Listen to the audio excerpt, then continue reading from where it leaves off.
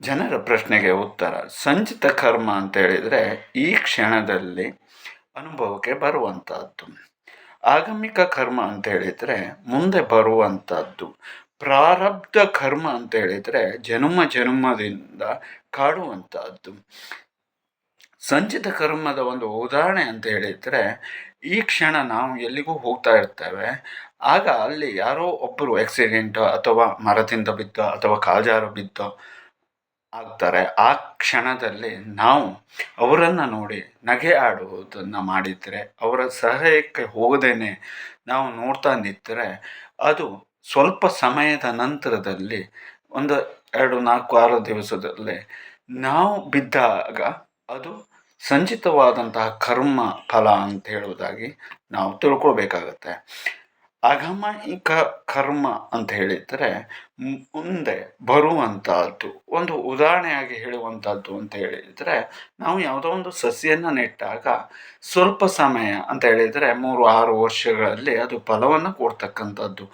ಆ ರೀತಿಯಲ್ಲಿ ಆಗಿರುವಂತಹದ್ದಕ್ಕೆ ಆಗಮಿಕ ಕರ್ಮ ಅಂತ ಹೇಳುವುದಾಗಿ, ಆಗಮಿ ಕರ್ಮ ಅಂತ ಹೇಳುವುದಾಗಿ ಕರೀತಕ್ಕಂಥದ್ದು.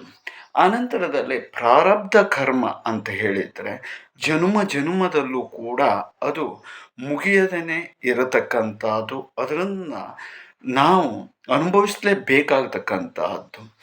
ಮಾಡಿದಂತಹ ತಪ್ಪಿಗೆ ಪ್ರಾಯಶ್ಚಿತ್ತವನ್ನು ಮಾಡಿಕೊಳ್ಳದೇನೆ ಮತ್ತು ತಪ್ಪುಗಳನ್ನು ಮಾಡ್ತಾನೆ ಹೋಗ್ತಾ ಇರ್ತೇವೆ.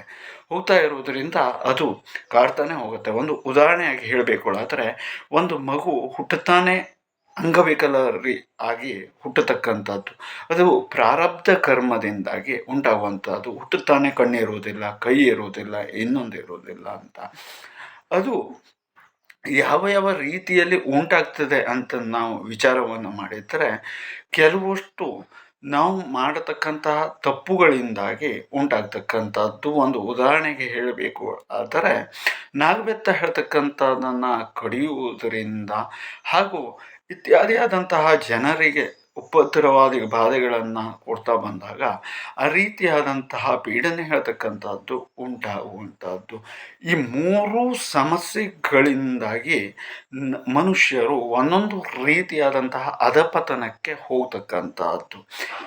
ಹಾಗಾಗಿ ನಾವು ಅದರಿಂದ ಹೊರಗೆ ಬರುವಂತಹ ನಿಟ್ಟಿನಲ್ಲಿ, ಅದನ್ನು ತೊಳ್ಕೊಳ್ಳುವಂತಹ ನಿಟ್ಟಿನಲ್ಲಿ ಪ್ರಯತ್ನವನ್ನು ಮಾಡಬೇಕಿದ್ದರೆ, ಮುಂದಿನ ದಿವಸದಲ್ಲಿ ಪ್ರಾರಬ್ಧ ಕರ್ಮವಾಗಿ ಬಾಧಿಸುತ್ತೆ. ಜೊತೆಯಲ್ಲಿ ಅದು ಮುಗಿಯಲಾರದ ಕಥೆಯಾಗ್ತಾನೆ ಹೋಗ್ತದೆ.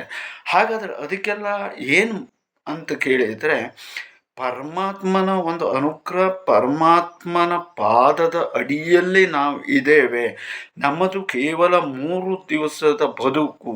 ಮತ್ತು ಅಷ್ಟೇ ಅಲ್ಲದೆ ನೋಡಿ, ಸಂಚಿತ ಕರ್ಮ, ಆಗಮಿಕ ಕರ್ಮ, ಪ್ರಾರಬ್ಧ ಕರ್ಮ ಇವು ಕೂಡ 3 ಅಲ್ಲವ.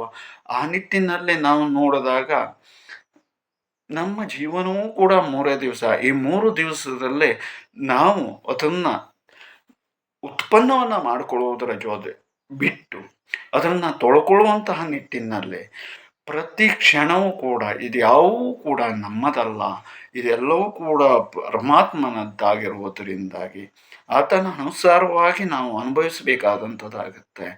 ಜೊತೆಗೆ ಶ್ರೀಧರರು ಕೂಡ ಒಂದು ಮಾತನ್ನು ಹೇಳ್ತಾರೆ. ಅಂತಹ ಮಹಾನ್ ಜ್ಞಾನಿಗಳು, ಮುನಿಗಳು, ತಪೋನಿಷ್ಠರು, ಹಾಗೆ ಋಷಿ ಮುನಿಗಳು ಎಲ್ಲರೂ ಕೂಡ ಹೇಳಿದ್ದಾರೆ. ಅದರಲ್ಲಿ ಇವರೂ ಕೂಡ ಹೇಳಿರ್ತಾರೆ. ಈ ರೀತಿಯಾದಂಥ ಕರ್ಮ ಹೇಳ್ತಕ್ಕಂಥದ್ರಿಂದನೇ ನಮಗೆ ತೊಂದರೆ ಹೇಳ್ತಕ್ಕಂಥದ್ದು ಆಗ್ತದೆ. ಜೊತೆಯಲ್ಲಿ ತನಗೂ ಕೂಡ ಅಲ್ಸರ್ ಹೇಳುವಂತಹ ಒಂದು ಕಾಯಿಲೆ ಇದೆ ಕೂಡ. ಇದ್ದರೂ ಕೂಡ ಅದರಿಂದ ನಾನು ಏನೂ ತೊಂದರೆ ಆಗದೇನೆ ಜೀವನವನ್ನು ಸಾಗಿಸ್ತಾ ಇದ್ದೇನೆ.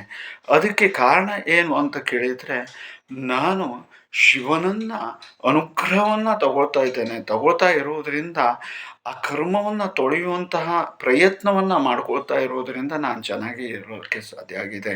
ಆ ನಿಟ್ಟಿನಲ್ಲೇ ಪ್ರತಿಯೊಬ್ಬರೂ ಕೂಡ ಇದೊಂದು ಶ್ರೀಧರ ವಾಕ್ಯ ಅಂತ ಹೇಳುವುದಾಗಿ ತಿಳ್ಕೊಂಡು ಪರಮಾತ್ಮನ ಒಂದು ಅನುಗ್ರಹವನ್ನು ತೆಗೆದುಕೊಳ್ಳುವಂತಹ ನಿಟ್ಟಿನಲ್ಲಿ ಆತನ ಒಂದು ಪಾದಾರವಿಂದವನ್ನು ಸ್ಮರಣೆಯನ್ನು ಮಾಡಿಕೊಳ್ತಾ, ಜೊತೆಯಲ್ಲಿ ಆದಷ್ಟು ನಮ್ಮ ಕರ್ಮವನ್ನು ತೊಳ್ಕೊಳ್ಳುವಂತಹ ನಿಟ್ಟಿನಲ್ಲಿ ಮುಂದಕ್ಕೆ ಸಾಗುವುದನ್ನು ಹೊರತುಪಡಿಸಿ ಬೇರೆ ಯಾವುದೋ ಒಂದು ರೀತಿಯಲ್ಲಿ ನಾವು ಔಷಧಿಯನ್ನು ಮಾಡಿಕೊಂಡು ನಮ್ಮ ಆರೋಗ್ಯವನ್ನು ಸರಿಪಡಿಸ್ಕೊಳ್ತೇವೆ ಅಂತ ಹೇಳಿದರೆ ಅದು ಅಸಾಧ್ಯವಾಗಿ ಆಗ್ತಕ್ಕಂಥದ್ದು. ಯಾಕೆ ಅಂತ ಕೇಳಿದರೆ ಕರ್ಮ ಕಳೆದರೆ ತಾನೇ ನಮಗೆ ಉಳಿದುಕೊಳ್ಳುವಂಥದ್ದಾಗುವಂಥದ್ದು. ಹಾಗಾದರೆ ಆ ಕರ್ಮ ಹೇಗೆ ಕಳೆಯುವಂತಹದ್ದು? ಅದು ಕೇವಲ ಸೃಷ್ಟಿಕರ್ತರಿಂದ ಮಾತ್ರ ಸಾಧ್ಯ ಹೊರತು ಇನ್ನಾರಿಂದಲೂ ಸಾಧ್ಯವಿಲ್ಲ.